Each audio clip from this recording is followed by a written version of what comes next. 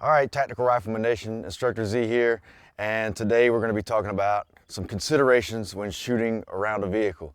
We've got everything ready. We've got a nice white shit vehicle, and I've got my cool sunglasses, so we're all ready for this. So, what I see a lot in movies and some people's made up beliefs, they think that they can get behind any part of a vehicle and be safe when it comes to bullets being shot at them. Not the case, people. Not unless you got an up-armored vehicle, and then you might have some room to play with concerning the vehicle. But for an average everyday vehicle, cop car, without armor or anything else, you got certain metal parts that you want to get behind, real solid steel parts, right? Not just this bullshit. Okay, so we got to take that into consideration. You got a couple places you can be on the vehicle as well that you can shoot from. If the enemy is on the far side of this vehicle, obviously I'm going to be shooting from the side, as you see here. If he's at the front of the vehicle, somewhere in that area, I'm going to be at the back. I'm going to get as far away as I can and put as much metal between he or them and I as I can. Same thing if they're on this side, I'm going to be up here, right? All right, so where on the vehicle are the best spots? Okay, well, let's start with the back. We've got the rear axle here. We've got two metal wheels that this tire and rim are sitting on both sides. So if I'm at the back of a vehicle and that's all I've got at that particular time, I'm gonna get down by that big metal part right there, and notice that it's not very big at all, especially if you got my big ass behind it. There's not a lot you have to deal with here, okay? So you can get out from behind the cover very easy. Your legs can get off to one side or the other, and you can be exposed if you're not very careful or you haven't practiced or trained how you would set up behind here. And we're going to get into some movement. Coming to the front of the vehicle, we have the same thing going on here. Here's the axle. We got the two wheels, right? There's some hunk of metal between myself and the threat, hopefully, but we have the added addition of the engine and the engine block, right? So I have about as much metal as there is on this vehicle, all in one area, right, with the wheels and the engine block. So this is where I would pick to be if I could pick where I wanted to get behind something in a vehicle, if that makes sense. All right, so what positions would I use when I'm shooting from behind these cover points on this vehicle? Well, it depends, right? Let's talk about being on the ground first. If I'm on the ground behind this front vehicle or the front end of the vehicle with the rims, I can get in the prone position, which will give me usually a good sight picture depending on the height or the clearance on the bottom of the vehicle. We have a truck right now, so it's kind of tall. All right, if it's a regular sedan or something of that nature, it's going to have a lot less clearance. So you can get in the prone, and anybody that's shot in the prone before, usually you'll cock up on your elbows, or you'll have the magazine in place where it only allows you to go so far or so low to the ground. All right, if you are in the prone, you may have to turn that weapon or that rifle sideways if you're using a rifle. Pistol may be the same thing depending on how big that pistol is, all right, to be able to shoot from the prone belly down position. All right, another consideration for position would be on your back, right? One way I like to do it is put my feet on the actual tire. That gives me some spatial awareness of where I am on the ground, gives me some standoff from that particular wheel, right? So I'm not too close and shrapnel hitting me, and it gives me a way to touch, have little touch points to push myself into different positions and lean from one side to the other of that rim or wheel in order to get a field of fire to be able to shoot under this thing, right?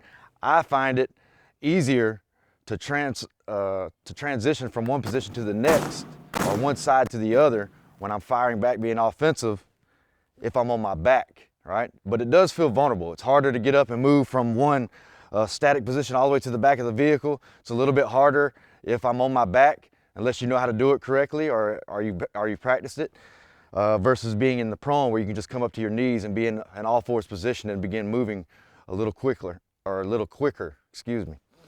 All right, so prone or on your back, supine position we can call that. And then there's also shooting above the vehicle. shooting under the vehicle gives you a little more cover. It's harder to pick you out. If I was the bad guy out here looking for you, it'd probably be harder to see under the vehicle to see you or see where I want to hit. But if you're over top, I call it turkey necking, then it'd be a little easier to pick up where your position is. All right, so, but it is an option. It is an option. If I have to, and I can't see under this vehicle, there's no fields of fire provided by the clearance of this vehicle or whatever terrain that we're on, I may have to shoot over the vehicle. I got to be offensive somehow. I can't sit here and be a dead duck, right? So I got to get my gun in the fight. So maybe I have to come on top of the vehicle, and I still want to keep a low silhouette, as low as possible, or as low as the enemy is allowing me to keep, right? Because I'm being offensive. Maybe I can camp my gun sideways because there's this little thing called height over bore. Many people heard it. Your sights sit higher than your actual barrel on your weapon.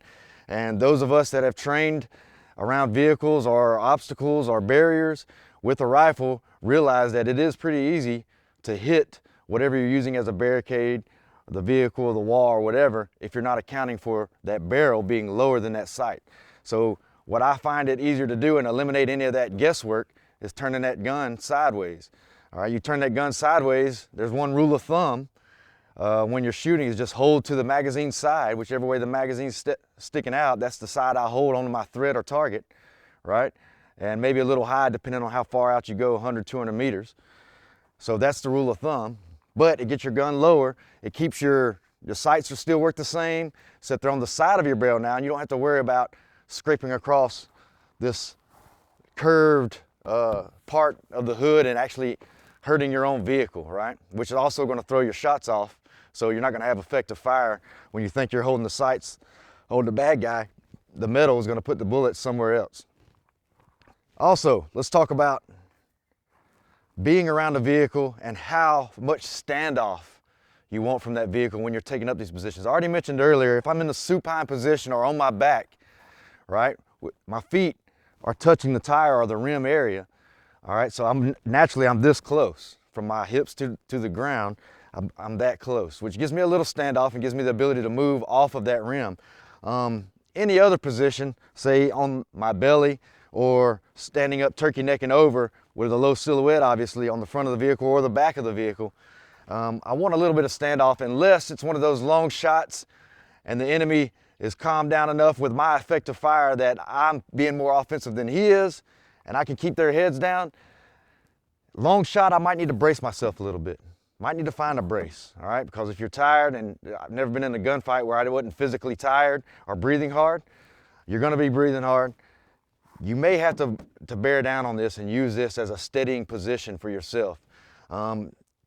If you can help it though, I want some standoff, at least a barrel's length off the vehicle, because here's what happens. If somebody's shooting at you, it's gonna kick up some type of shrapnel, some type of splatter when it hits this shitty thin metal here, or this glass, or the rocks, or the ground, or the rubber, or anything near you that's getting hit with this projectile can throw all kinds of shit at you and actually mess you up pretty bad. So we want some standoff to allow for that. And then also, the standoff allows us more mobility when moving from side to side or getting angles to get better shots, right? Because we're not right up on the vehicle. We can simply, versus coming here and moving all the way over here, I can simply be out there and transition my gun across to get that better angle or shoot in that new direction. So finally, to summarize everything, there's only certain parts of a vehicle that will give you some real cover, right? Those big, thick metal parts. Remember where they are. And listen to me. If you're not being offensive in a firefight and you're not keeping eyes on the enemy and keeping them in their position and limiting their ability to maneuver on you, they will close with you and kill you. You have to have superiority in fire. You have to know where they are, especially if they're within 100 meters, because they can maneuver on you fast. So don't think of this as a camping out position, right? We either close with and eliminate the threat when we get the chance, or we kill them from the distance that we're at, and then we still have to close forward and make sure that the threat is eliminated and finish up that objective, if you want to call it that, right? So this is not a camp out spot. It's not the end all be all, and it doesn't save you from everything, okay? It actually, some people say this is a bullet magnet, Right? I see a vehicle with people behind it, they're just gonna light this thing up and there'll be rounds coming from everywhere if that's what the enemy has or the threat has for firepower. So do not camp out here, be realistic, get some training, all right? Force on force, even paintball or airsoft will give you some of the experience of the effects of things bouncing off the ground and hitting you even when you're technically behind cover. So I implore you, get some training, don't just go off videos, take these into consideration, think about what you're gonna do with your particular vehicle, with your particular setup, and come see Carl and I. Hit the bell so you get notifications, subscribe, and we're gonna give you a new video every Friday. So let us know what else you wanna see, and we'll work on it. See you next time.